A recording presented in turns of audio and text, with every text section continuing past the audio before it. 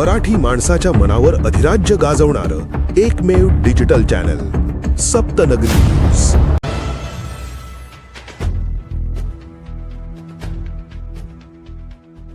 आज महाराष्ट्र अंधश्रद्धा निर्मूलन समितीच्या शहादा शाखेच्या वतीने माननीय तहसीलदार साहेबांना निवेदन देण्यात आलेलं आहे।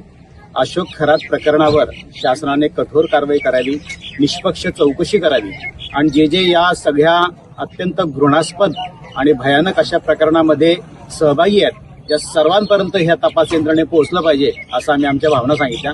त्याबद्दल हे सगळं ज्योतिषाच्या नावाने झालंय, फलज्योतिषाच्या नावाने झालंय।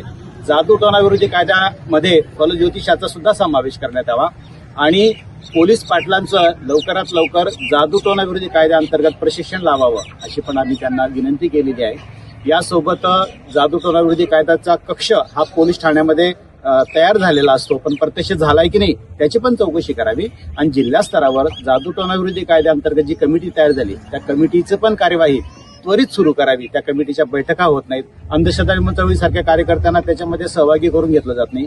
अशा सर्व मागण्यांचं निवेदन आम्ही या ठिकाणी दिलेलं आहे।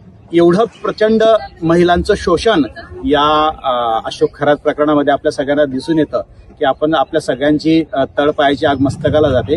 अशा कुठल्याही भोंदूबुवांच्या नादी कुठल्याही प्रशासनाने, कुठल्याही राजकीय व्यक्तीने पाठिंबा देऊ नये, त्याचं उदात्तीकरण करू नये आणि त्याला संरक्षण देऊ नये अशी अपेक्षा आम्ही तहसीलदार साहेबांजवळ व्यक्त केली।